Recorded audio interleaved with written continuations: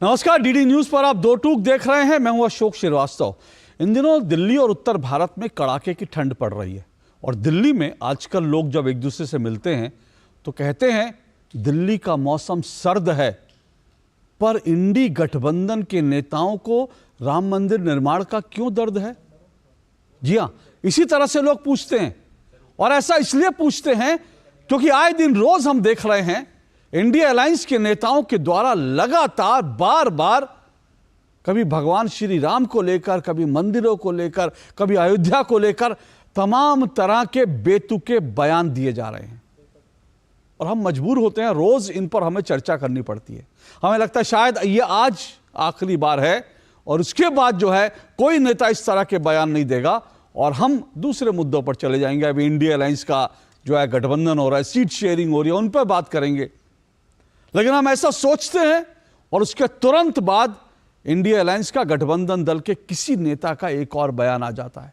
अब देखिए ना, कल रात जब हम ये डिबेट खत्म कर रहे थे तब मैंने हल्का सा जिक्र किया था क्योंकि मुझे खबर आई थी कि एनसीपी के एक बड़े नेता ने महाराष्ट्र में प्रभु श्री राम को लेकर, भगवान श्री राम को लेकर आपत्तिजनक बयान दिए हैं। हालांकि लगा था कि यह विवाद, क्योंकि सुबह यह भी खबर आई कि विवाद के बाद जब हल्ला हंगामा हुआ तो एनसीपी नेता ने उसके लिए माफी मांग ली, खेद जताया है। लेकिन उनके खेद जताने का जब बयान सामने आया तो लगा कि वो खेद नहीं था, वो दरअसल खिलवाड़ था, हिंदुओं की आस्था से खिलवाड़ था।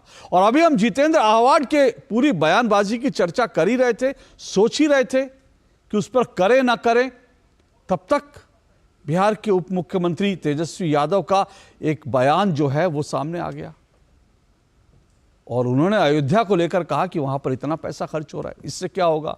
मंदिर बनाने से क्या होता है? उन्होंने कहा कि मंदिर बनाने से अगर किसी को कोई चोट लग जाएगी तो मंदिर थोड़ी जाएगा, हॉस्पिटल जाएगा। उन्होंने एक बार फिर से जो डिबेट कई सालों से चल रही है कि अयोध्या में मंदिर बनाने से क्या होगा, वहां तो हॉस्पिटल बना दो जी, वहां तो स्कूल बना दो जी, इस तरह की बयानबाजी दी जा रही थी, इस तरह की सलाहें जो दे रहे थे ना, उसी बात को, उसी नैरेटिव को एक बार फिर से उन्होंने आगे बढ़ाया है। तो आज हम दो टूक में इसी पर चर्चा करेंगे। हे राम, आखिर कब तक अपमान? जी हां, आज का मेरा शीर्षक भी यही है, हे राम, आखिर कब तक अपमान? कब तक ये हिंदुओं की आस्थाओं पर इस तरह से चोट होगी, प्रहार होगा? कब तक हिंदुओं के आराध्य देवी देवताओं का और साथ साथ हिंदू जहां पर पूजा करने जाते हैं, नमन करने जाते हैं, उन मंदिरों को लेकर इस तरह से अपमानजनक बयानबाजी होगी? आज इसी को लेकर दो टूक में हम चर्चा करेंगे। इससे पहले कि आगे बढ़े, आइए आपको सुनवा देता हूं तेजस्वी यादव ने क्या कुछ कहा था और उसको लेकर किस तरह के रिएक्शन सामने आए। जरा सुनिए तेजस्वी यादव को और सुशील कुमार मोदी को।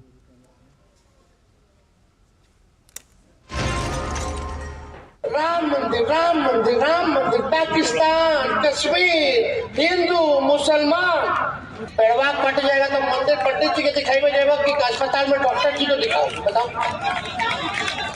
आपको क्या चाहिए भाई?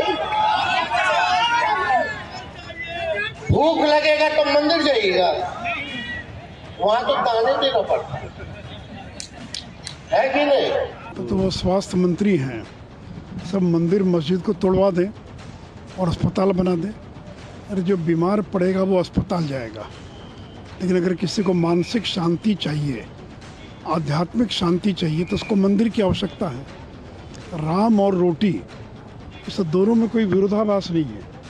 आदमी को राम भी चाहिए, आदमी को रोटी भी चाहिए, आदमी को ईश्वर की प्रार्थना भी चाहिए, नौकरी भी चाहिए। इसमें कोई कॉन्ट्रडिक्शन थोड़ी है। तो फिर तिरुपति क्यों गए थे? चार्टर प्लेन करके 50 लाख रुपया खर्चा करके और बाल छिलवाने के लिए क्यों गए थे तिरुपति? नहीं जाना चाहिए था तिरुपति जो है। तो देखिए, हिंदुओं की आस्था को चोट पहुंचाना, ठेस पहुंचाना, ये जो इंडी गठबंधन है उसका ये मकसद है।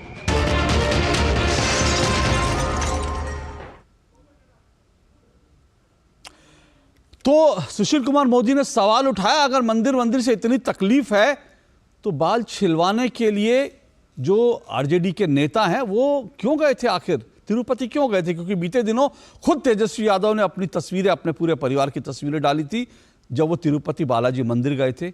और ये जो आरोप लगा रहे हैं वो अपने आप में गंभीर आरोप है। जो सुशील कुमार मोदी कह रहे हैं चार्टर्ड प्लेन से 50 लाख रुपए खर्च करके वो अपने बाल छिलवाने गए थे पूरे परिवार के साथ।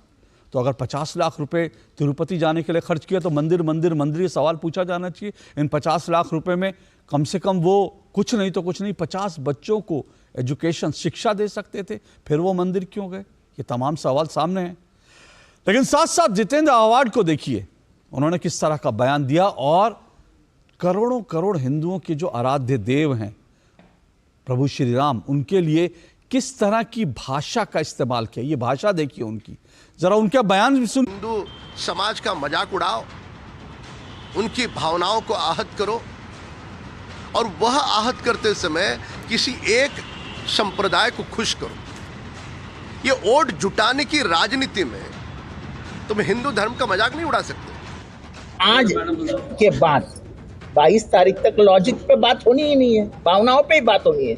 इसलिए तो मैं खेद व्यक्त करता हूँ। मैं किसी के ही भावनाओं को ठेस नहीं पहुंचाना चाहता हूँ। आपके खिलाफ महाराष्ट्र के, अरे मेरे खिलाफ अमेरिका में मेरे खिलाफ अमेरिका में केस दर्ज करो। मैं केसेस से डरने वाला आदमी नहीं हूँ। मैं बोलता हूँ, एक जबान का आदमी हूँ, और मैं बोलता हूँ वो अभ्यास करके बोलता हूँ।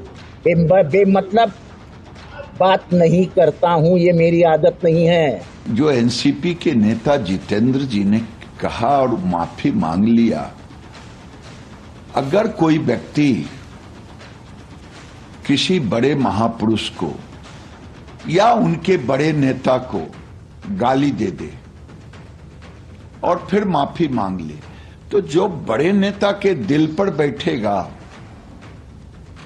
वो वापस हो जाएगा क्या? ये हिंदू आस्था को अपमानित करना है। प्रभु श्री राम को गाली दे करके एनसीपी को सद्बुद्धि नहीं आया है, भय आया है। आज का युवा इसे बर्दाश्त नहीं कर सकता। इसलिए शरद पवार जी को सनातन से भय के कारण इन्होंने उससे माफी मंगवाया। तो दरअसल सनातन से भय के कारण, डर के कारण जितेंद्र आह्वाड ने इस तरह की माफी मांगी। लेकिन माफी में भी उनके जो शब्द थे वो आपने सुने होंगे, तो उनको पछतावा तो कोई नहीं है, ये बात तो तय है। लेकिन मैं इससे पहले कि डिबेट में आगे बढ़ूं, एक बात आपको याद दिलाता हूं। ये जो जितेंद्र आह्वाड है ना, जो भगवान श्री राम के लिए इस तरह के शब्दों का इस्तेमाल कर रहे थे, ये वो जितेंद्र आह्वाड हैं जिन्होंने बाकायदा इशरत जहां के लिए, जो एलईटी की टेररिस्ट थी, उनके नाम पर, इशरत जहां के नाम पर बाकायदा एम्बुलेंस चलाई थी। इशरत जहां के लिए सम्मान है, लेकिन राम के लिए अपमान है। आतंकवादियों के लिए सम्मान है, पर प्रभु श्री राम के लिए अपमान है। ये स्थिति है इंडिया अलायंस के नेताओं की। और मैं क्यों कह रहा हूं? क्योंकि बार बार इस तरह के बयान आ रहे हैं। एक दिन नहीं, 2 दिन नहीं, 3 दिन नहीं, 4 दिन नहीं, रोज रोज इस तरह के बयान आ रहे हैं।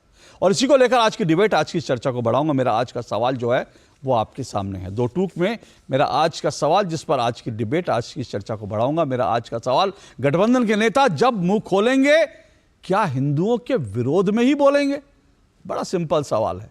गठबंधन के नेता जब मुंह खोलेंगे क्या हिंदुओं के विरोध में ही बोलेंगे? ये सवाल आज मैं इंडिया अलायंस के नेताओं से जरूर पूछूंगा। लेकिन आपको बताऊं, मेरे साथ आज जो मेहमान है, फिलहाल जो मेहमान जुड़े हैं, 3 मेहमान मेरे साथ जुड़े हैं। तीनों मेहमानों का परिचय करवा देता हूं। मेरे साथ गुरु प्रकाश पासवान जी जुड़ चुके हैं, बीजेपी के राष्ट्रीय प्रवक्ता हैं गुरु प्रकाश पासवान जी। मेरे साथ अशोक यादव जी जुड़ चुके हैं, समाजवादी पार्टी के प्रवक्ता हैं। मेरे साथ स्टूडियो में अवधेश कुमार जी जुड़े हैं, वरिष्ठ पत्रकार हैं, स्तंभकार हैं। मुझे अभी ये जानकारी दी गई है कि प्रियंका भारती जो आरजेडी की राष्ट्रीय प्रवक्ता हैं, उन्होंने हामी भरी थी मेरे डिबेट में आने की, लेकिन मुझे अभी तुरंत बताया गया है कि उन्होंने अपने पैर वापस खींच लिए। ये सनातन का डर है या दरअसल जो है ये इस तरह का, दरअसल क्या उसको कहना चाहिए, बेशर्मी है कि जो मर्जी बोलें, जो क्या उखाड़ लोगे हमारा उखाड़ लो, या तो इस तरह की बेशर्मी है ये। क्योंकि आप आते, अगर आपको लगता है कि आपके नेता ने गलत कह दिया, तो आकर आप कहते कि हाँ नहीं कहना चाहिए, हम उसके लिए शर्मिंदा है, माफी मांगते हैं। लेकिन आपको याद दिला दूं, अब से 3 दिन पहले जब आरजेडी के एक विधायक ने इसी तरह का अपमानजनक बयान दिया था और यह कहा था कि मंदिर जाना मानसिक गुलामी का प्रतीक है, यह कहा था कि सरस्वती मां जो है चरित्रहीन है, और जब ये उन्होंने ये कहा था उस विधायक ने कि मंदिर का घंटा पाखंड है, उस दिन आरजेडी के तमाम विधायक उस फतेह बहादुर विधायक के बचाव में मेरे डिबेट में आए थे और उन्होंने कहा था, ये उन्होंने इस बात को उसके का बचाव कर रहे थे, जिससे साबित होता है कि दरअसल आरजेडी को इन बयानों को लेकर कोई पछतावा नहीं है, कोई शर्मिंदगी नहीं है, लेकिन हां, सवालों का सामना करने का डर जरूर है, क्योंकि आज उनसे सवाल जरूर पूछने चाहिए थे। और जब मैंने पूछता कि अरे भाई आपने तो मंदिर नहीं बनाया, आपने तो बिहार में मंदिर नहीं बनाया, लेकिन बिहार में कितने स्कूल बनाए,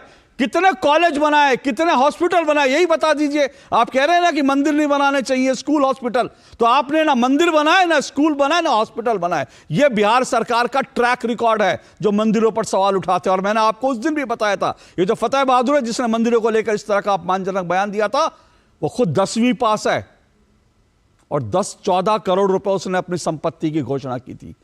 और तेजस्वी यादव की शिक्षा मुझे बताने की जरूरत नहीं है, आप सबको मालूम है मंदिरों पर सवाल उठाने वाले तेजस्वी यादव की शिक्षा कितनी है, उनकी संपत्ति कितनी है, यह भी आपको मालूम है। बहरहाल, मैं इससे पहले कि आगे बढ़ूं, मेरे साथ जल्दी एक मेहमान और जुड़ेंगे, लेकिन मैं शुरुआत करता हूं। अशोक यादव जी, आप ही हैं फिलहाल इंडिया अलायंस की तरफ से। मुझे नहीं मालूम, कई बार ये भी पता नहीं चलता इंडिया अलायंस में कौन है कौन नहीं है, ये भी बड़ी समस्या होती है, दुविधा होती है। आज ममता बनर्जी को कह दिया कि भाई तुम हो कि नहीं हो, हम तुम्हारे पास भीख मांगने थोड़ी आएंगे, तो ये पता नहीं चलता। मुझे नहीं मालूम आप इंडिया अलायंस में है कि नहीं है। लेकिन मैं एक डिबेट की शुरुआत जो है एक खबर से करना चाहता हूँ। ये 4 महीने पुरानी खबर है, सितंबर की खबर यह है जिसको लोगों ने गंभीरता से नहीं लिया था। लोगों को लगा था ये तो ऐसी बयान दे दिया होगा। डीएमके के मंत्री जो है पोन मुंडी, उन्होंने ये कहा था इंडिया गठबंधन का गठन सनातन धर्म को खत्म करने के लिए हुआ है। ये मेरे पास पूरी मीडिया रिपोर्ट है जिसमें उन्होंने कहा इंडिया गठबंधन जो है उसका गठन सनातन धर्म को खत्म करने के लिए हुआ। उन्होंने कहा हम 26-28 दल हैं, हम में मतभेद हो सकते हैं, मतभेद हमारे में है सीट शेयरिंग को लेकर, बाकी चीजों को लेकर, लेकिन सनातन को खत्म करने को लेकर हमारे उसमें कोई मतभेद नहीं है, इस पर हम सब एकजुट हैं। उस वक्त लगा था कि शायद ये बड़बोले नेता होंगे, बोल दिया होगा, लेकिन अब जो है क्रोनोलॉजी देखिए तो ऐसा लगता है कि ये गठबंधन वास्तव में सनातन धर्म के खिलाफ ही बनाया गया है, सनातन का नष्ट करने के लिए बनाया गया है। क्या कहेंगे सर आप?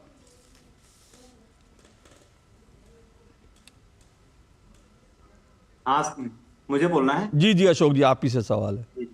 देखिए, ऐसा है कि आपने जो उन लोगों के बयान जो आपने बताया तेजस्वी यादव जी का, बयान का मुझे लगता है कि सही जवाब आरजेडी के प्रवक्ता ही को ही देना चाहिए था, क्योंकि मैं तो टेक्निकली समाजवादी पार्टी का प्रवक्ता हूं, लेकिन मैं इस बयान से या हमारी पार्टी का इस बयान से कहीं दूर दूर तक कोई मतलब नहीं है, और इस बयान से पे हमें कुछ बोलना भी नहीं। क्योंकि उनका बयान है और स्पष्टीकरण उन्हीं के पार्टी की तरफ से आना चाहिए कि किस परिप्रेक्ष्य में बोले हैं, वो किस वजह से बोले हैं। क्योंकि कई बार क्या होता है कि बयान देने का क्या लॉजिक है, आगे पीछे की क्या बातें हैं, ये सारी चीजें मुझे लगता है कि उनके स्पोक्स पर्सन लोग ही क्लियर कर पाएंगे। लेकिन इस तरह के बयान नहीं देने चाहिए। हम लोगों का व्यक्तिगत मानना है कि किसी भी धर्म के लिए कोई भी बयान नहीं देना चाहिए, क्योंकि धर्म सबका व्यक्तिगत विषय है और धर्म का जो मामला है, पूजा पाठ का मामला है, ये सबका संवैधानिक अधिकार है। कौन व्यक्ति कैसे पूजा करेगा, कैसे अर्चना करेगा, किस तरह से करेगा, ये सबका व्यक्तिगत अधिकार है। और किसी को किसी धर्म के अगर आप नहीं मान रहे हैं किसी भी धर्म को या किसी भी भगवान में आपकी आस्था नहीं है, तो उसके खिलाफ भी नहीं बोलना चाहिए, किसी को भी नहीं बोलना चाहिए। खैर, वो बात अलग है। लेकिन अशोक जी देखिए, जिस तरह से अयोध्या में जो भी चीजें घटित हो रही हैं, हम लोगों को लगता है कि इस देश में अगर देखा जाए तो हिंदू समाज के धर्म गुरु शंकराचार्य लोग होते हैं, और अगर प्राण प्रतिष्ठा में शंकराचार्य आते तो एक हिंदू समाज का मान सम्मान बढ़ता, क्योंकि हिंदुओं के धर्म गुरु माननीय मोदी जी नहीं है, वो इस देश के राजनीतिक व्यक्ति हैं, उस देश के प्रधानमंत्री हैं। शंकराचार्य इस देश के धर्म गुरु हैं, हिंदुओं के धर्म गुरु हैं, तो शंकराचार्य लोगों के माध्यम से प्राण प्रतिष्ठा होना चाहिए था।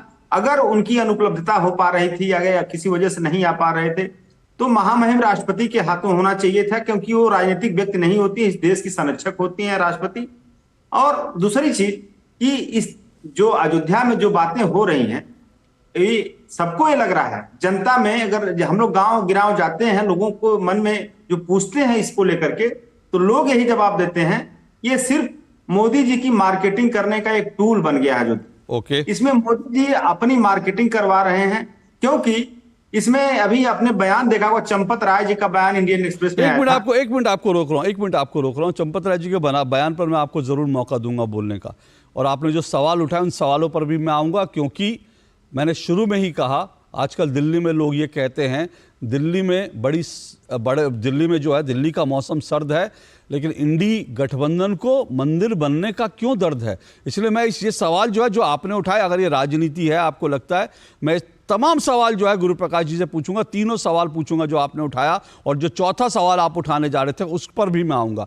लेकिन पहले मैं ये समझना चाहता हूं, क्योंकि डिबेट का जो मूल विषय है, पहले डिबेट के मूल विषय पे मैं फिर आता हूं। आपने बिल्कुल ठीक कहा, आप आरजेडी के जो हैं वो प्रवक्ता नहीं है, तो जाहिर सी बात है जवाब आरजेडी के प्रवक्ता को देना चाहिए, जो फिलहाल जो है डिबेट में आने का कहने के बाद भी नहीं आई है। लेकिन मेरा सवाल इंडिया अलायंस को लेकर आ, छोड़ दीजिए कि आरजेडी ने दिया, फिर मुझे ये कहना पड़ेगा, क्योंकि जब मैं नेताओं की बात करूंगा तो उसमें आपके नेता भी हैं कई सारे।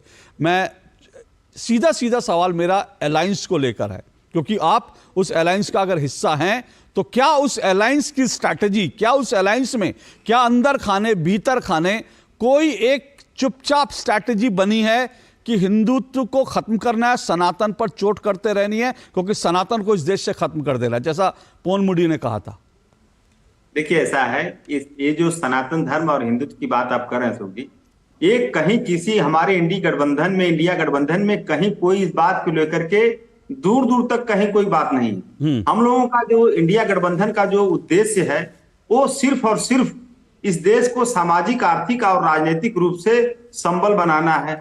इस देश में जो डिस्क्रिमिनेशन हो रहे हैं जाति आधार पे, धार्मिक आधार पे, उसका निर्मूल, उससे निजात पाना है। इस देश में जो भी मूलभूत समस्याएं हैं, जो भी संवैधानिक संस्थाओं पे जो हमले हो रहे हैं, जो लोकतांत्रिक व्यवस्थाओं पे हमले हो रहे हैं, इसको लेकर के इंडिया गठबंधन का गठन हुआ है। और दूसरी बात मैं आपको बता दूं कि अभी आपने कहा चंपत राय जी की बात आपने रोक दिया, आप ये बताइए चंपत राय जी ने क्या कहा था आडवाणी जी को? सुनिए मेरी बात, नहीं अशोक जी सुनिए एक मिनट। मैंने कहा ना, चंपत राय जी का सवाल भी मैं आपको बिल्कुल उठाने का मौका दूंगा, लेकिन आज मैं फिलहाल किसी को अगले आधे घंटे तक इस सवाल से नहीं भागने दूंगा जो पोन मुडी ने कहा। मैं आपके सवाल छोड़ूंगा नहीं, गुरु प्रकाश जी से बिल्कुल मेरा वादा है, ये तीनों सवाल पूछूंगा, लेकिन फिलहाल मैं शो के शुरुआत में इस सवाल से भागने नहीं दूंगा किसी को कि क्या पोन मुडी ने जो 4 महीने पहले कहा था कि इंडिया अलायंस का गठन जो है हिंदुत्व को, सनातन को खत्म करने के लिए हुआ है। क्योंकि ऐसा नहीं हो सकता एक बयान आए, 2 बयान आए, 3 बयान आए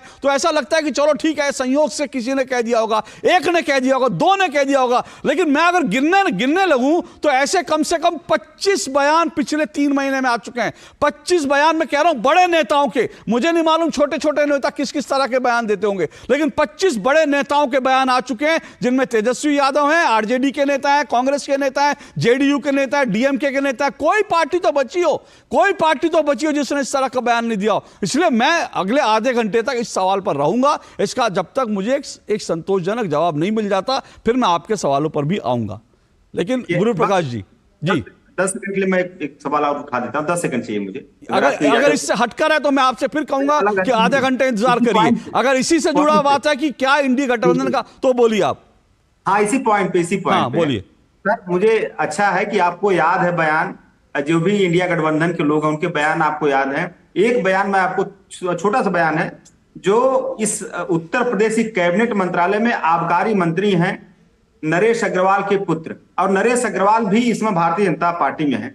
उनका एक 4 लाइन की कविता है, आपको याद होगी। मैं नहीं बोल सकता कविता, क्योंकि मैं बता देता हूं। सुनिए मैं बता देता हूं। अशोक यादव जी सुनिए, कब का, अशोक यादव जी सुनिए ना, मेरी बात सुनिए ना। वो बयान मुझे याद है। मैं आपसे सिर्फ एक सवाल पूछ रहा हूं, कब का बयान है वो बताइए, तारीख बताइए कब का बयान है। तो करीब 6 साल पहले, मुझे एक्चुअल डेट नहीं याद है। और कहां पर थे नरेश अग्रवाल उस समय, कौन सी पार्टी का हिस्सा थे? आप ये बताइए उस आप बयान को बताइए। अरे लेने बाबा क्या- मैं आपसे, अरे मैं आपसे देखिए, मैं कोई किसी सवाल से नहीं भागूंगा। आपने उनका बयान याद दिलाया, बड़ा अच्छा किया। मैंने आपसे सीधा सवाल पूछा कब का बयान है, आपने कहा 6 साल पहले का, ठीक है ना। और मैंने फिर आपसे पूछूंगा मैं कि वो कौन सी पार्टी में थे उस समय। सर उस समय सपा में थे। हाँ, अब सर रुकिए, अब रुकिए सर, अब रुकिए सर, अब 1 मिनट रुकिए। उस समय आपने कहा, शुक्रिया आपका, तो जब वो सपा में थे 6 साल पहले, तब उन्होंने भगवान श्री राम को क्या कुछ नहीं कहा था, ये बात सही है। और वो बीजेपी में आ गए, और ये बीजेपी से बिल्कुल पूछा जाना चाहिए, ऐसे आदमी को आपने बीजेपी में क्यों ले लिया। लेकिन फिर सवाल यही है कि वो आज बीजेपी में है, बीजेपी में आने के बाद उनकी औकात नहीं है, मैं कड़ा शब्द का इस्तेमाल कर रहा हूं, लेकिन मैं बड़े दावे के साथ कह रहा हूं कि उनकी इतनी हैसियत नहीं है बीजेपी में आने के बाद भगवान श्री राम पर वो सवाल उठा दे, इस तरह की ओछी भाषा का प्रयोग कर लें। और बीजेपी में मैंने देखा, बीजेपी में भी कई नेताओं ने कुछ उल्टे सीधे बयान दे रखे हैं, बीजेपी के समर्थकों ने, बीजेपी नहीं, बीजेपी के समर्थकों ने दे रखे हैं। लेकिन मैं ये कह रहा हूं कि मैं अभी के बयानों पर बात कर रहा हूं। ये जो इंडी अलायंस का गठबंधन हुआ, मैं उसके बाद के बयानों की बात कर रहा हूं। अगर मैं इतिहास में जाऊंगा तो फिर मुझे आपसे पूछना पड़ेगा कार सेवकों पे गोली क्यों चलवाई थी मुलायम सिंह यादव ने। अब मैं इस पे तो नहीं जाऊंगा ना, तो 6 साल पहले, 26 साल पहले, मैं उसमें नहीं जा रहा हूं। मैं सिर्फ आज फोकस कर रहा हूं कि गठबंधन बनता है, और बनने के साथ ही सनातन को नष्ट करना है, सनातन का निर्मूल करना है, सनातन एड्स है, सनातन बीमारी है, राम मंदिर क्यों बन रहा है, और राम मंदिर तमाशा हो रहा है, पैसा इतना जाया हो रहा है। और राम को लेकर ऐसे जो जितेंद्र आव्हाड ने कहा कि राम क्या खाता था, मेथी खाता था, मतलब सोचिए भगवान श्री राम के लिए ऐसी भाषा, उनकी औकात है किसी और के लिए इस तरह के शब्दों का इस्तेमाल करने की। लेकिन ठीक है, मैं बाकी चीज़ों पर आऊँगा। लेकिन सबसे पहले गुरु प्रकाश जी, मैं आपसे पूछूंगा। गुरु प्रकाश जी, वो कह रहे हैं कि भाई ऐसा कोई हिडन एजेंडा नहीं है, और कुछ नेताओं के बयान है, और मैं बार बार देखता हूं कि बार बार जब इस तरह के बयान आते हैं तो अलायंस की तरफ से यही आता है कि उनका निजी बयान है, उनका निजी बयान है, पार्टी लाइन ये नहीं है। तो हम क्यों नहीं माने कि इस तरह की निजी बयान है, तो निजी स्वतंत्रता तो हो सकती है ना किसी भी पार्टी में, किसी के पास भी। नहीं, देखिए अशोक जी, हमें कुछ बातें स्पष्ट होनी चाहिए पहले से ही। कांग्रेस के लोग, इंडिया अलायंस के लोग इस बात को बर्दाश्त नहीं कर पा रहे हैं, इस बात को पचा नहीं पा रहे हैं। और देखिए, ये जो अहवाज जी हैं, जो महाराष्ट्र के रहने वाले हैं, वो लगातार बहुजनवाद, बहुजन समाज, बहुजन की बात कर रहे थे। आप होते कौन? बहुजन ने आपको अपना प्रतिनिधि बनाया है क्या? आप बहुजनों के आधार पर बात करने वाले होते कौन है, मैं आपसे पूछना चाहता हूं। आज देश में 500 वर्षों के संघर्ष के बाद एक भव्य राम मंदिर बन रहा है। उस समय देश का प्रधानमंत्री कौन है? क्या वो बहुजन समाज से नहीं आता है? मैं पूछना चाहता हूं उनसे, भगवान राम की कल्पना माता शबरी के बगैर संभव है क्या अशोक जी? भगवान राम की कल्पना केवट निषाद राज के बिना संभव है क्या अशोक जी? भगवान राम की कल्पना महर्षि वाल्मीकि के बगैर संभव है क्या? अरे भाई, बहुजन है तो सनातन है, सनातन है तो बहुजन है। बार बार समाज को धर्म के नाम पे, जाति के नाम पे बांटने की जो साजिश है, ये ठीक नहीं है। और अशोक जी, आपने बहुत अच्छा सवाल किया है। कांग्रेस पार्टी के मन में पैथोलॉजिकल हेट्रेड है, नफरत है। मैं आपको याद दिलाना चाहता हूं, बिहार के थे देश के प्रथम राष्ट्रपति डॉक्टर राजेंद्र प्रसाद, सोमनाथ मंदिर में जीर्णोद्धार होने वाला था, तब के प्रधानमंत्री जवाहरलाल नेहरू जी ने कहा था कि आपको वहां जाने की कोई आवश्यकता नहीं है। आगे आइए, 1966 में सदन के बाहर शांतिपूर्वक आंदोलन कर रहे थे हमारे साधु और संत समाज के लोग, गौ हत्या के विरोध में। नृशंस हत्या करवा दी, इंदिरा गांधी जी ने गोलियां चलवा दी थी साधुओं पे। उसके आगे आइए, 1985 में शाहबानो का जजमेंट आया था। सर्वोच्च न्यायालय ने कहा था कि मुसलमान समाज की जो हमारी बहनें हैं, जिनको तलाक मिलता है, उनको मेंटेनेंस मिलना चाहिए। राजीव गांधी की सरकार ने क्या किया था? उस प्रगतिशील निर्णय के विरोध में कानून लेकर क्या गए थे? आगे आइए, 2007 में मनमोहन सिंह ने कहा था इस देश के संसाधनों पे पहला हक देश के मुसलमानों का है। तो हमें ये समझने की राहुल लाल रुकिएगा, राहुल लाल रुकिएगा, मैं रुकिएगा, ऐसे नहीं, बहुत गंभीर विषय है, सुनिए, बहुत गंभीर विषय। राहुल लाल नहीं, आप अभी म्यूट पर हैं। राहुल लाल, आप अभी म्यूट पर हैं। आपको सब सवालों का जवाब देने का मौका दूंगा, लेकिन इस तरह से नहीं, क्योंकि मैं फिर कह रहा हूं गंभीर विषय है। मैं एंकर हूं, मैं लेकिन आज मैं कह सकता हूं कि एक हिंदू होने के नाते मेरी भावनाएं भी आहत हुई हैं। नहीं होनी चाहिए, हम लोग तो इन सब चीजों से ऊपर होते हैं, लेकिन होती है भाई, क्यों नहीं होती? हमारी भावनाएं नहीं होती क्या? आप हमारे भगवान श्री राम को लेकर किस तरह की भाषा का इस्तेमाल करेंगे? मेथी खाता था राम। इस तरह की शर्मनाक बयानों के लिए बचाव में इस तरह से मत कीजिए, चिल्ला चिल्ली नहीं। मैं आपको सुनूंगा, बिल्कुल सुनूंगा, अगर इसके बचाव में कोई तर्क है तो जरूर सुनूंगा। गुरु प्रकाश जी अपनी बात पूरी कर लीजिए। नहीं देखिए, ऐसा है अशोक जी, अपने अपने संस्कार है। अशोक यादव जी को मैंने पूरे सम्मान के साथ सुना और बहुत अच्छा मैं आदर करता हूं उनका। उन्होंने कहा कि मैं राष्ट्रीय जनता दल के बयानों से अपने आप को अलग करता हूं। क्या तेजस्वी यादव जी में इतनी हिम्मत है कि वो बोले कि मस्जिद जाने की कोई आवश्यकता नहीं है? आपने हज भवन क्यों बनवाया था? आपने कितना एम्स बनवाया है बिहार में? आपने कितने अस्पताल बनवाए हैं? आपने कितने शिक्षण संस्थान खोले हैं? वहां जाने की आवश्यकता नहीं है। देखिए अशोक जी, कुल मिलाकर के मुद्दा दो है, हिंदू विरोध और मुसलमानों का तुष्टीकरण। और ये बोलने में मुझे कोई गुरेज नहीं है। राहुल गांधी जी भारत जोड़ो यात्रा की शुरुआत करते हैं तमिलनाडु में। फादर जॉर्ज पुनैया क्या बोलते हैं कि इस भारत माता में पैर तक रखने के पहले मैं सोचूंगा। आगे आइए, केरला में आते हैं, गो हत्या करने वालों के साथ पार्टी करते हैं। आगे आइए, महाराष्ट्र में आते हैं, सावरकर पे सवाल खड़ा करते हैं। देखिए, कांग्रेस पार्टी हो, राष्ट्रीय जनता दल हो, समाजवादी पार्टी हो, डीएमके के लोग जो कहते हैं उदयनिधि स्टालिन कि सनातन का समूल नाश होना चाहिए, टोटल एनिहिलेशन ऑफ सनातन धर्म, इनके ये चाहे जितनी शक्ति लगा दे, चाहे जितना ताकत लगा दे, सनातन था, सनातन है और सनातन आगे रहेगा। आखिरी बात कहना चाहता हूं, राम जन्मभूमि तीर्थ क्षेत्र न्यास बना है अशोक जी, महर्षि वाल्मीकि के नाम पे एयरपोर्ट बना है। एयरपोर्ट पहले एक एलीट संस्थान माना जाता था, लेकिन आज वाल्मीकि के लोग भी वहां जाते हैं। राम जन्मभूमि तीर्थ क्षेत्र न्यास बनाए, उसमें एक परमानेंट व्यक्ति, दलित समाज का व्यक्ति सदस्य है, न्यासी है, ट्रस्टी है, बिहार के रहने वाले कामेश्वर चौपाल है। बिहार के 14 करोड़ लोग तेजस्वी यादव जी के इस बयान से आहत हैं। देश के 100 करोड़ हिंदू, आपने इंसल्ट किया है उनका। आप कहते हैं राम मंदिर गुलामी मानसिकता का प्रतीक है। आज आपको जवाब देना पड़ेगा। मंदिर भी आवश्यक है, शिक्षा भी आवश्यक है, स्वास्थ्य भी आवश्यक है, लेकिन जिस व्यक्ति ने 10वीं पास तक नहीं किया वो शिक्षा पे ज्ञान बयान देगा। ओके, आप रुकिएगा। मैं राहुल लाल जी और अवधेश जी आपके पास आऊंगा और मेरा वादा है जो सवाल आपने उठाए ना अशोक यादव जी, उन सवालों पर भी जवाब लूंगा। लेकिन फिलहाल मुझे एक ब्रेक लेना है, क्योंकि ब्रेक के बाद मैं अभी भी इस सवाल पर बना हूं कि क्या ये जो अलायंस का गठन हुआ था, क्या ये सनातन के खात्मे के लिए हुआ था? इस सवाल पर बना रहूंगा इस ब्रेक के बाद।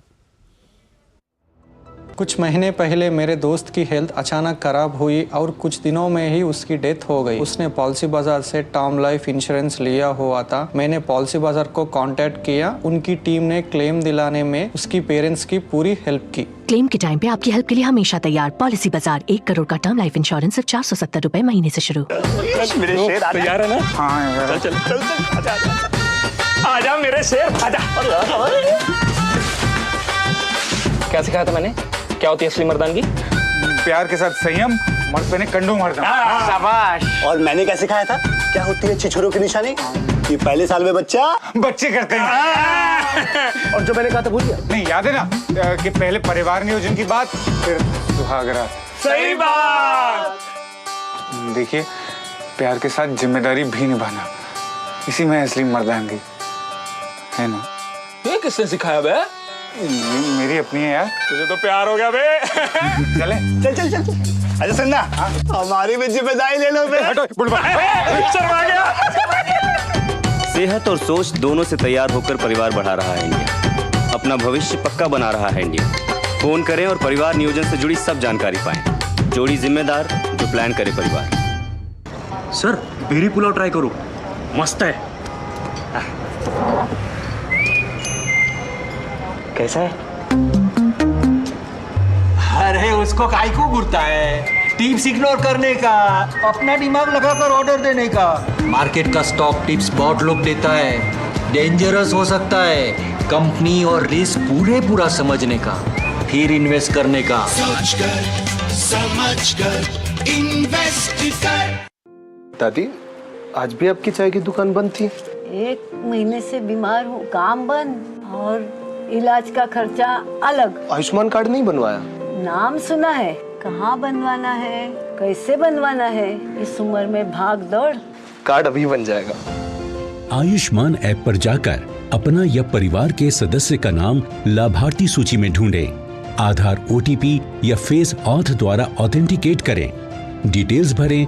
अब मोबाइल से फोटो खींचकर अपलोड करें। बन गया। अब ठीक होकर अपने हाथ की चाय पिला दो।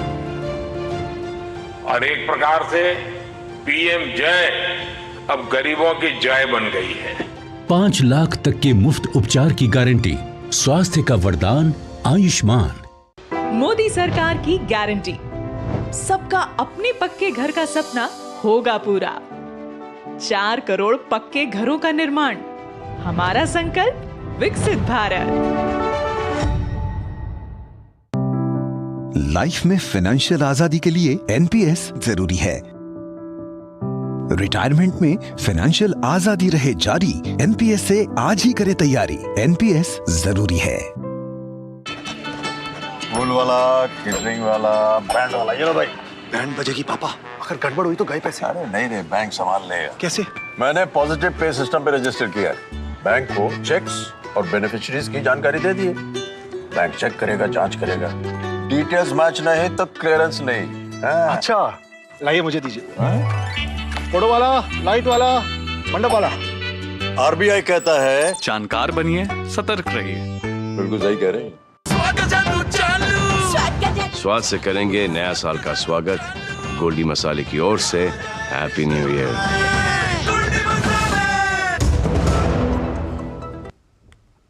दो टूक आप देख रहे हैं। दो टूक में हम चर्चा कर रहे हैं हे राम कब तक अपमान, क्योंकि इंडिया अलायंस के नेता लगातार कभी मंदिरों को लेकर, कभी भगवान श्री राम को लेकर, कभी हिंदू आस्थाओं को लेकर, कभी सनातन को लेकर लगातार अपमानजनक बयान दे रहे हैं। और इसीलिए आज हम ये सवाल उठा रहे हैं।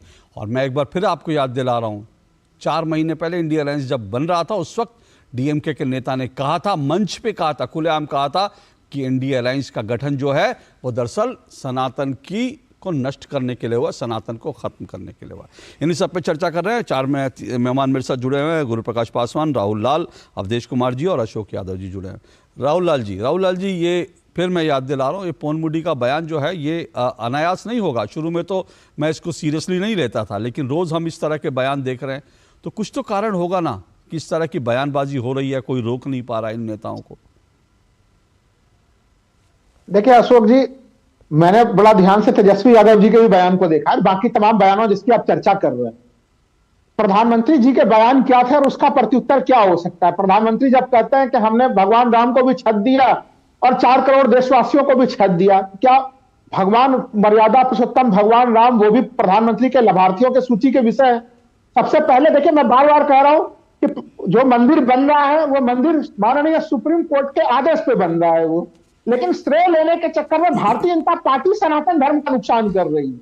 तो नुकसान अगर सनातन को सबसे ज्यादा किसी से हुआ है, आप अगर स्वतंत्र और निष्पक्ष ढंग से सोचिए तो वो नुकसान पहुंचाने का काम तो बीजेपी की तरफ से हो रहा है।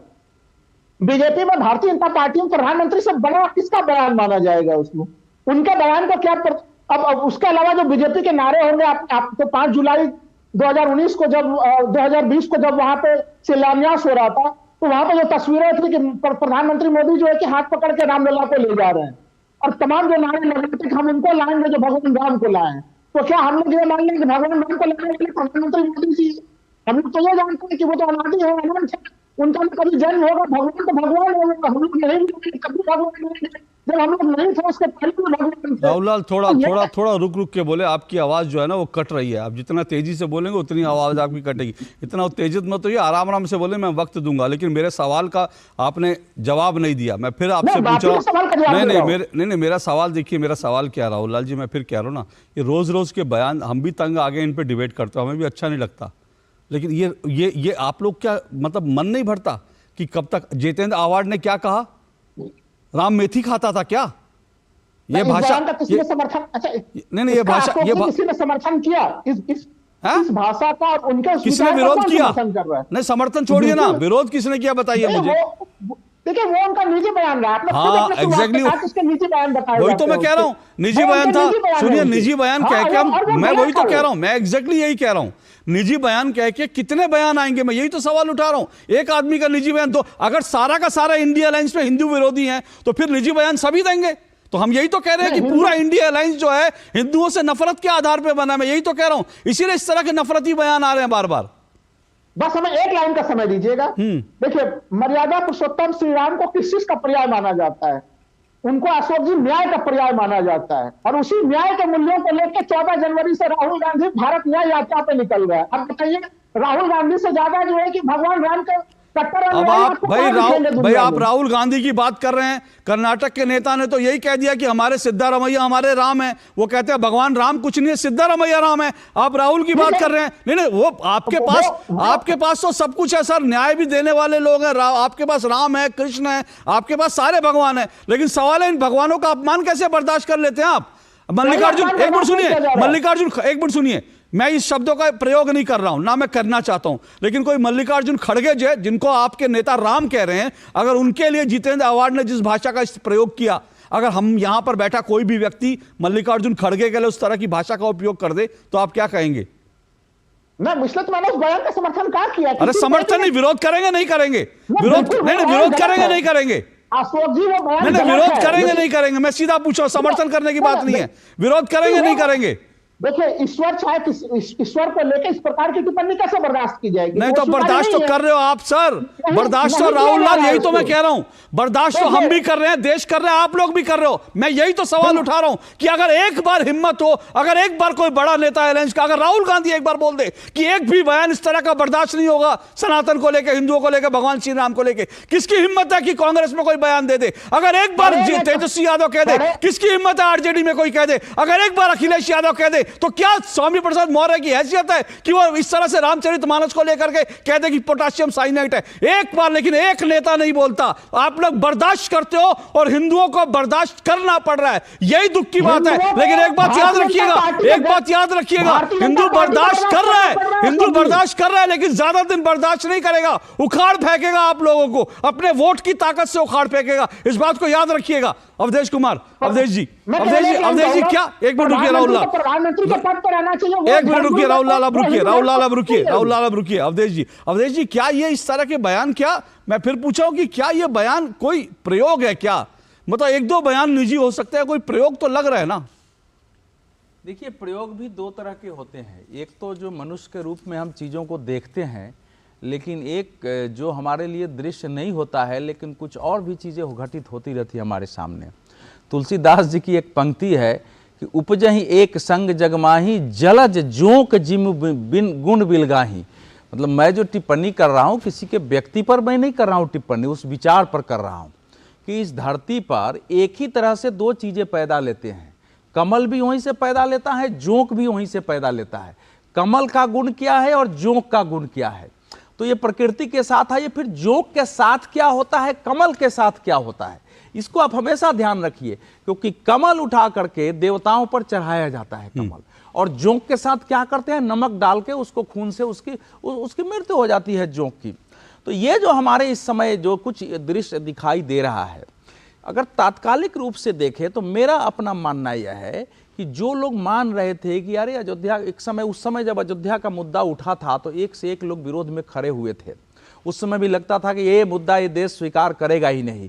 उस मुद्दों को देश ने स्वीकार किया। ये तो ऐसे तो 49 से था, लेकिन इसकी मूल लड़ाई जो शुरू हुई है 85 के आसपास से हुई है, जब एकात्मता यात्रा निकली थी, अलग अलग क्षेत्रों से, अलग अलग नदियों से जन लेकर के चली थी, तो सबको अयोध्या पहुंचना था, उस समय से शुरू हुई है यात्रा। तो अब इस समय क्या है कि अब चूंकि पहले लग रहा था कि भाई मंदिर बन रहा है, पूरे देश का अगर इस समय वातावरण देखेंगे, एक कोई राम पर गीत निकलता है, उस गीत को कोई जानता नहीं है, देखते देखते उसके YouTube के सब्सक्राइबर बढ़ जाते हैं, लाखों लोग उसको सुनने लगते हैं। चेन्नई से लेकर कर्नाटक और तिरुवनंतपुरम तक वो गीत बजने लग रहा है। लोग घरों से निकल रहे हैं, अपने अपने खर्च करके पोस्टर लगा रहे हैं कि 22 को दीपावली मनाओ। अब हो क्या रहा है कि इस समय बाकी नेताओं को लगता है कि अरे ये तो 2024 का पूरा माहौल ही बदल गया। वो 2024 की दृष्टि से देखते हैं और 2024 पर इसका असर होगा।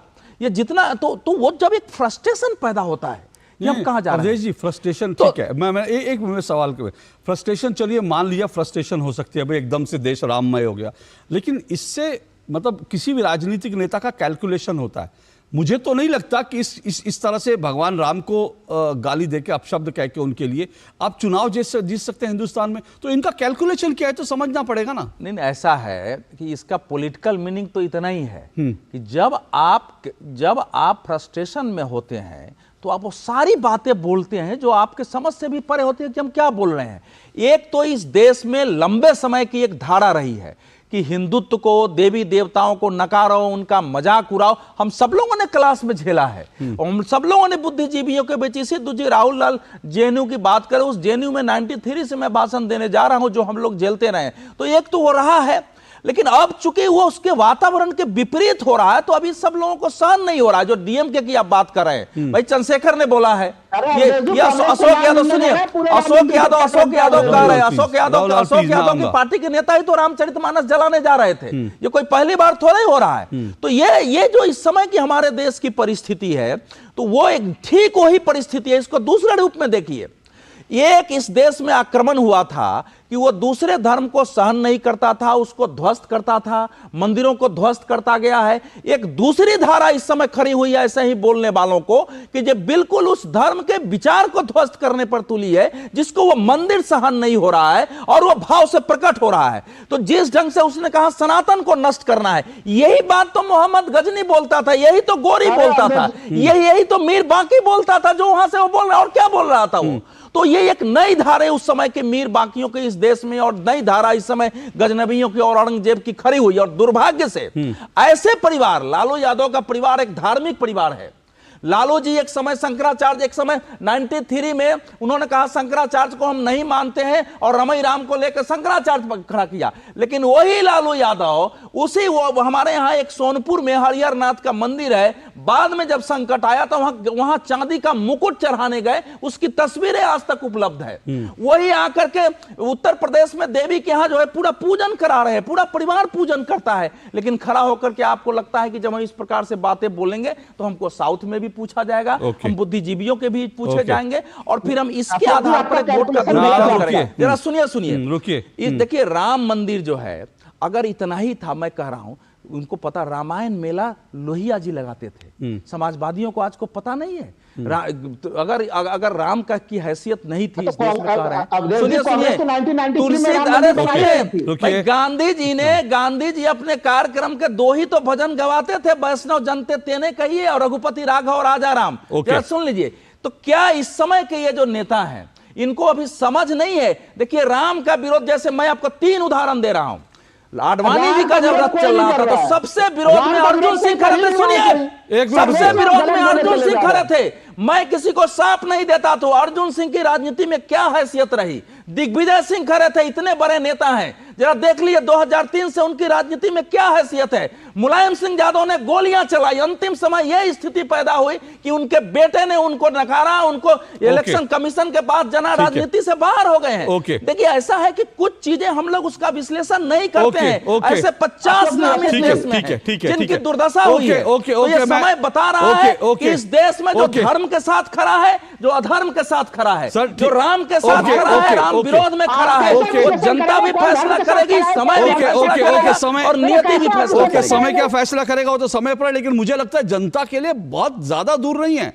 अभी लोकसभा चुनाव आ रहे हैं, मुझे लगता है ऐसे, इसलिए मुझे ऐसा लगता है इस वक्त पे इस तरह की फ्रस्ट्रेशन दिखाना, उससे कोई राजनीतिक लाभ नहीं होगा। लेकिन जो हम लोग समझ रहे हैं वो अलायंस के नेता क्यों नहीं समझ रहे, मुझे नहीं समझ में आता। मैं आऊंगा इस ब्रेक के बाद। अशोक जी, आपने जो सवाल उठाया उन सवालों को लेकर मैं गुरु प्रकाश जी के पास जाऊंगा, उन सवालों पर जाऊंगा, उनसे बचूंगा नहीं। क्या मोदी जी की मार्केटिंग हो रही है राम मंदिर के नाम पर? आऊंगा इस पर ब्रेक के बाद।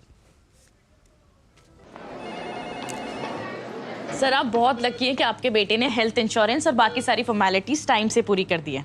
अब आप घर जा सकते हैं। मेरा बेटा? तो फिर आप?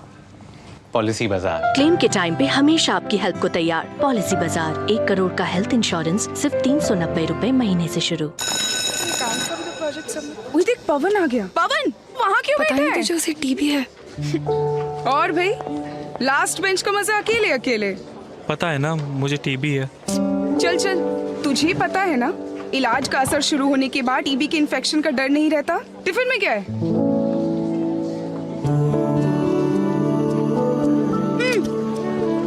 टीबी की दवाई के साथ खाना भी अच्छे से लेना है, समझा?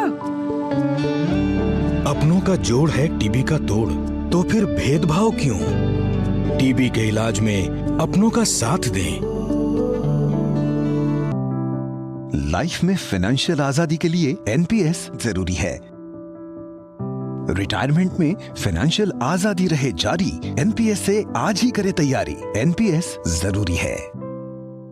मोदी सरकार की गारंटी, भारत होगा गरीबी मुक्त। 5 सालों में 13 करोड़ 50 लाख लोगों को गरीबी से बाहर निकाला। हमारा संकल्प विकसित भारत। तुम्हें पता है इन्वेस्टर्स के लिए एक इन्वेस्टर प्रोटेक्शन फंड होता है IPF, लेकिन अगर तुम्हारा ट्रेड एक्सचेंज पर एग्जीक्यूट नहीं हुआ या फिर कोई गारंटीड रिटर्न्स वाली स्कीम है तो ये IPF आपकी मदद नहीं कर सकता है। और अगर आपका ब्रोकर ही डिफॉल्टर बन जाए तो फिर IPF आपको कॉम्पेंसेशन दिला सकता है। कहाँ से सीखा? NSE की साइट पर। सोच कर समझ कर इन्वेस्ट कर। भैया जी सारी तैयारी कर ली अपने गोपाल की शादी की, आप चिंता ही मत कीजिए, लच्छू सब संभाल रहा है। अच्छा भैया जी जैसे आप बताए थे सेम टू सेम जूते आ गए हैं, शेरवानी फिट करा लिया है और टोपी एकदम लल्लन टॉप। भैया जी यहाँ का भी अपॉइंटमेंट ले लिया है हमारे लिए। हमने कहा था ना भैया जी लच्छू सब संभाल रहा है, एकदम हीरो बना के ले जाएंगे अपने भाई को। वहाँ बात की परिवार नियोजन। भैया जी ऐसी बातों में मर्दों का क्या काम? वाह, अपने परिवार की प्लानिंग में तेरा कोई काम नहीं। जब बहू आएगी तुझे पूछेगी बुड़बक कि परिवार नियोजन का कौन सा तरीका अपनाना है तो क्या कहेगा? लच्छू संभाल रहा है।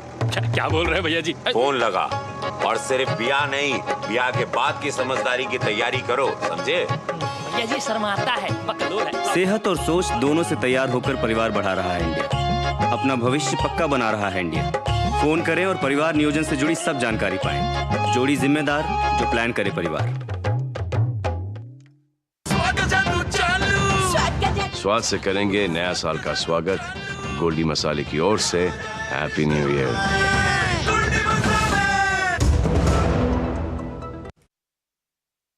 दो टूक में हम चर्चा कर रहे हैं, हे राम कब तक अपमान, जिस तरह से अपमानजनक भाषा का, शब्दों का प्रयोग लगातार इंडिया अलायंस के नेता कर रहे हैं, हिंदू के लिए, हिंदुत्व के लिए, भगवान श्री राम के लिए, अयोध्या के लिए, वो क्यों हो रहा है? क्या उसके पीछे कोई डिजाइन है? इसी सब पे चर्चा कर रहे हैं। 4 मेहमान मेरे साथ जुड़े हुए हैं। गुरुप्रकाश पासवान जी, अशोक यादव जी ने शुरू में एक बात सवाल उठाया था, उन्होंने कहा कि भाई एक तो शंकराचार्य देखिए उन्होंने भी विरोध कर दिया, उन्होंने कहा कि, और वो कह रहे हैं कि सीधा सीधा मोदी जी की मार्केटिंग हो रही है इस अयोध्या को लेकर के, इसलिए शायद जो है ये लोग इस तरह का विरोध कर रहे हैं। नहीं देखिए अशोक जी, ऐसा है कि दूध का दूध पानी का पानी होना बहुत आवश्यक है। आप मुझे एक स्थान बताइए, एक एडवर्टीजमेंट बताइए जहां पे मोदी जी की मार्केटिंग का उदाहरण दिखता हो। ऐसा बिल्कुल नहीं। श्री राम जन्मभूमि तीर्थ क्षेत्र न्यास के चंदा का जो प्रोसेस है ये सालों से चल रहा है, लोग खुद आगे आए हैं। ये हिंदुओं के लिए सम्मान की बात है, हिंदुओं की मार्केटिंग जरूर हो रही है, हिंदुओं के लिए एक सिविलाइजेशनल मोमेंट है, एक कल्चरल मोमेंट है। 500 वर्षों में पहली बार ऐसा हुआ है। यदि आपको ऐसा लगता है कि प्रधानमंत्री मोदी देश के हिंदुओं का प्रतिनिधित्व करते हैं तो इसमें कोई गुरेज नहीं है, लेकिन हमारा ये मानना है सबका साथ, सबका विश्वास, सबका प्रयास देश के 140 करोड़ लोगों के लिए ये गौरव, सम्मान और हर्ष का विषय है। आपको इसको सिंगल आउट करने की आवश्यकता नहीं है। लगातार सर्वोच्च न्यायालय की भी बात हो, मैं सुन रहा था अभी राहुल लाल जी की बातों को, सर्वोच्च न्यायालय तो और बहुत कुछ कहता है। सर्वोच्च न्यायालय तो कांग्रेस पार्टी को माफी मांगनी पड़ी थी, तब सर्वोच्च न्यायालय ने ही कहा था, लेकिन सतत संघर्ष करते रहने, सतत संघर्ष करने। राहुल लाल ऐसा मत कीजिए, राहुल लाल प्लीज मत कीजिए, मैं आपको मौका नहीं, मैं आपको मौका दूंगा। नहीं, इन्होंने कहा तो इसका मतलब हर चीज पे रिएक्ट करेंगे तो आपकी हर चीज पे मुझे रिएक्ट करना पड़ेगा, क्योंकि आप जिस तरह से बोलते हैं उसकी हर चीज पे मैं काट के, मेरे पास उसका तर्क है, तो तर्क तो सबके पास है, कोई भी यहाँ पे ऐसा नहीं बैठा बुद्धिहीन बैठा, सबके अपने अपने तर्क हैं, उनको सुन लीजिए, उसके बाद उनके तर्कों का जवाब दीजिएगा। ये राहुल लाल जी कभी कभी व्याकुल लाल हो जाते हैं, हमारे अच्छे मित्र हैं, लेकिन व्याकुल होने की जरूरत नहीं है राहुल भाई, हम सब यहाँ बैठे हुए हैं। लेकिन गुरु प्रकाश जी जो कह रहे कि शंकराचार्य, आप हिंदुओं की बात कर रहे हैं, शंकराचार्य जी का भी एक बयान आया, उसको लेकर भी लोग चर्चा कर रहे हैं, वो भी अशोक यादव जी ने एक उठा दिया सवाल। नहीं, देखिए निश्चित रूप से वो सबका सम्मान है, और देखिए किसी को भी आने से किसी को वंचित नहीं किया गया है, सबका स्वागत है। भाई आप आइए ना, आपको किसी ने रोका है क्या? लेकिन कम से कम आपको इस बात का ध्यान रखना चाहिए कि हर चीज को पॉलिटिक्स से जोड़ करके देखना, ये संस्कृति से जुड़ा मुद्दा है। राम हमारे संस्कृति शिखर पुरुष हैं, राम हमारे लिए ईश्वर तो नहीं, लेकिन हमारा सम्मान है, हमारा संस्कृति है, हमारी सभ्यता के प्रतीक है। लेकिन हर चीज को पॉलिटिसाइज करना, हर चीज का राजनीतिकरण करना, और अच्छा कि आपने याद दिलाया अशोक यादव जी को, कार सेवकों पे हमले की बात हो या अखिलेश यादव जी के स्वामी प्रसाद मौर्य जी की बात हो, निरंतरता से बिल्कुल आप पूरे पेशेंस के साथ, पूरे स्ट्रेटजी के तहत भगवान राम पे आक्रमण करते आए हैं। आप आज जिनके साथ खड़े हैं 2007 में, अशोक जी आपको याद होगा, कांग्रेस पार्टी के नेता जिनकी गोद में आज ये बैठे हुए हैं, भगवान राम काल्पनिक हैं, क्या आप इस बात से सहमत हैं? भगवान Ram is a figment of imagination, वहां जाने की आवश्यकता नहीं। ओके अशोक जी चंपत राय जी को लेकर भी कुछ सवाल उठा रहे थे, मैंने उनको रोक दिया था। अशोक जी बोलिए। नहीं, मैं एक लाइन अच्छा एक मिनट अशोक जी, एक मिनट सिर्फ। ये ऐसा है कि देखिए, हमारे देश में शंकराचार्य जी ने विरोध किया है, ये देश की मत भिन्नता है, लेकिन शंकराचार्य जी ने ये नहीं कहा कि राम मंदिर नहीं बनना चाहिए। शंकराचार्य जी ने नहीं कहा कि उसके जगह अस्पताल बनना चाहिए। शंकराचार्य जी ने सनातन विरोधियों के साथ शंकराचार्य जी नहीं खड़े हुए हैं। ये ध्यान रखने की बात है, दोनों बिल्कुल दो विषय है। नहीं, उनका भाई, हमारे हिंदू धर्म में सुनिए, हमारे हिंदू धर्म में मत भिन्नता की, असहमति की, एक दूसरे की बात को काटने की, बहस की एक परंपरा है। तो शंकराचार्य जी उस परंपरा का विषय उठा रहे हैं, लेकिन शंकराचार्य जी का आधार बना करके जो लोग सनातन को खत्म कर रहे हैं, जो लोग बता रहे हैं, जो लोग कह रहे हैं कि अस्पताल क्यों नहीं बन रहा है, शंकराचार्य जी ने तो जो शंकराचार्य जी की बात करो तो मंत्र बताते हैं कि बीमार पड़ने पर इस राम के इस मंत्र का जपो। मैं बता रहा हूं जिसकी चर्चा कर रहे हैं, और तुम स्वस्थ हो जाओगे, तो आप समर्थन करिए उसका। शंकराचार्य जी का नाम ले रहे हैं। अशोक यादव जी रुकिए, राहुल लाल रुकिए, अशोक यादव जी। मुझे ज्यादा कुछ नहीं कहना था, मुझे सिर्फ यही पूछना था कि मोदी जी सारे मंत्री तो बन जाते हैं, विदेश मंत्री, रक्षा मंत्री, रेल मंत्री, लेकिन मोदी जी यहाँ हिंदुओं के धर्म गुरु भी बन गए। उन्होंने शंकराचार्य जी को अपमानित करने काम किया। शंकराचार्य जी का बयान भी है कि मैं वहां ताली बजाऊंगा भाई, तो कहीं कहीं इस तरह से माननीय मोदी जी का प्रचार है। और इसके अलावा हिंदू धर्म का एक मिनट रुकिए, एक एक करके अशोक यादव जी जल्दी से अपनी बात कर लीजिए, गुरु प्रकाश जी रिस्पॉन्ड करना चाह रहे हैं। बोलिए। क्योंकि शंकराचार्य जी अगर आते तो हिंदू समाज का मनोबल शंकराचार्य आ रहे हैं, ऐसा नहीं कि शंकराचार्य नहीं आ रहे हैं, उसमें चार चांद लगता है। ओके सुनिए गुरु प्रकाश जी रिस्पॉन्ड करते हैं, क्योंकि एक शंकराचार्य, चार शंकराचार्य हैं जो मेरी जितनी जानकारी है, एक शंकराचार्य जी ने कुछ जो है आपत्ति जताई है, बाकी तीन की तरफ से कोई आपत्ति नहीं आई है मेरे हिसाब से। गुरु प्रकाश जी रिस्पॉन्ड कीजिए। नहीं, देखिए, अभी अशोक यादव जी ने अपने प्रारंभिक प्रबोधन में कहा था, चंपत राय जी ने, आडवाणी जी कुछ बातें, मैं एक फोटो दिखाना चाहता हूं आपके दर्शकों को। ये आडवाणी जी को इनवाइट करते हुए हैं। आडवाणी जी यहाँ पे हैं, प्रतिमा जी हैं, रामलाल जी हैं, कृष्ण गोपाल जी, और ये आडवाणी जी को राम मंदिर के कॉन्सेक्रेशन के लिए इनवाइट किया जा रहा है। इसी प्रकार मुरली मनोहर जोशी जी को भी इनवाइट किया जा रहा है।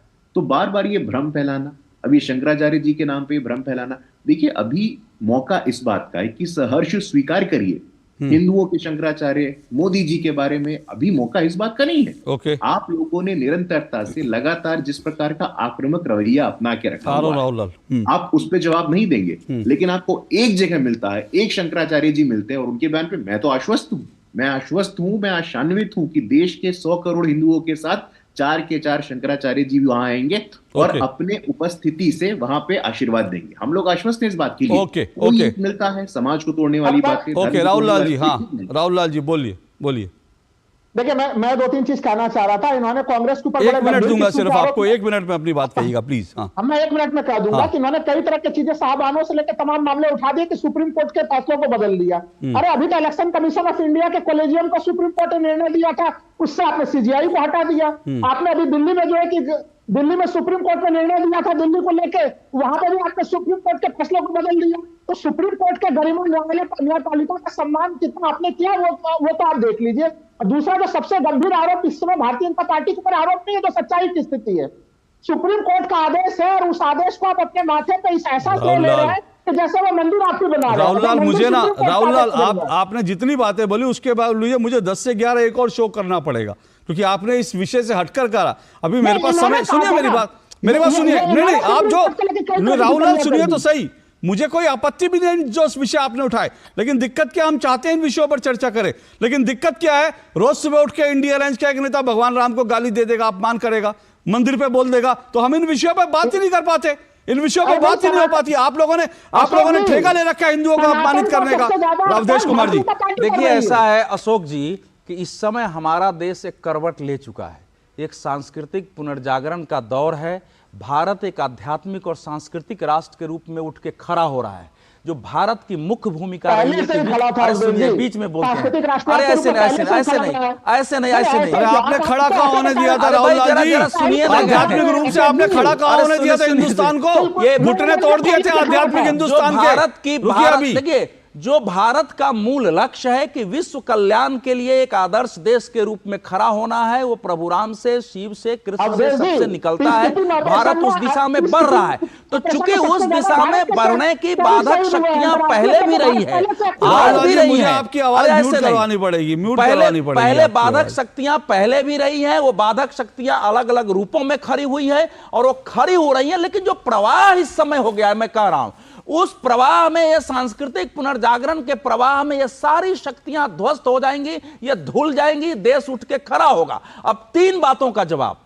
देश सुप्रीम कोर्ट के कारण न्याय मंदिर बन रहा है। सुप्रीम कोर्ट में ऐसे ही मामला नहीं चला गया है, ये मामला नीचे से, आज सुनो फिर बोलते हैं बीच में, इनकी आवाज नीचे कर दीजिए, इनकी आवाज बंद कर दीजिए, ऐसे बंद कर दीजिए इनकी आवाज। देखिए, सुप्रीम कोर्ट में नीचे से लड़ते हुए गए हैं। भारतीय जनता पार्टी की 3 सरकारें इसमें गई हैं। लाल कृष्ण आडवाणी सहित अनेक नेता अरेस्ट होकर जेलों में गए हैं। संघ परिवार के नेता अरेस्ट हुए हैं। रायबरेली में अशोक जी, राहुल लाल जी को शायद पता नहीं है, जो बाबरी विध्वंस का मुकदमा कितने लोगों ने झेला है। हर डेट पर आडवाणी और जोशी जाते रहे हैं, अशोक सिंघल जाते रहे। सुन लीजिए, ये पूरा झेलता रहा है। डायरेक्ट पार्टी नहीं रही है। लेकिन अगर इस देश में एकमात्र पार्टी बीजेपी थी जिसने 1986 के पालमपुर अधिवेशन में अपने अधिवेशन में अपनाया था कि अयोध्या में राम मंदिर के निर्माण का आंदोलन हमारा मुद्दा है, दूसरे किसी पार्टी ने अपनाया नहीं। अंतिम लाइन महाराज, अंतिम लाइन यह है कि जितना इस समय विरोध हो रहा है, मैं इस देश से पूछना चाहता हूं, क्या ये विरोध करने वाले नेता अगर सत्ता में होते तो क्या सुप्रीम कोर्ट के डिसीजन के बाद क्या यही मंदिर ये बना पाते? ये एक बड़ा प्रश्न। चलिए मेरे पास समय इतना ही है, लेकिन एक ही बात कह रहा हूं कि प्रियंका जी जो है, आरजेडी की प्रवक्ता जो है, वो कहने के बाद भी नहीं आई, और अगर आती तो उनसे जरूर जो है, मेरे पास कुछ आंकड़े थे, उनसे पूछता। मंदिर तो आपने नहीं बताया बनाया, लेकिन स्कूल कितने बनवाए हैं, हॉस्पिटल कितने बनवाए हैं, क्योंकि मेरे पास जो आंकड़ा है वो ये बताता है बिहार में स्कूलों की और बिहार में हॉस्पिटल्स की, शिक्षा स्वास्थ्य के मामले में बिहार सबसे फिसड्डी राज्य है। तो सवाल है, मंदिर नहीं बनाया तो आप कम से कम स्कूल और हॉस्पिटल ही बनवा लेते, लेकिन उन सवालों का सामना करने के लिए आई नहीं। लेकिन बहरहाल सभी मेहमानों का बहुत बहुत शुक्रिया। आज के लिए इतना ही, नमस्कार।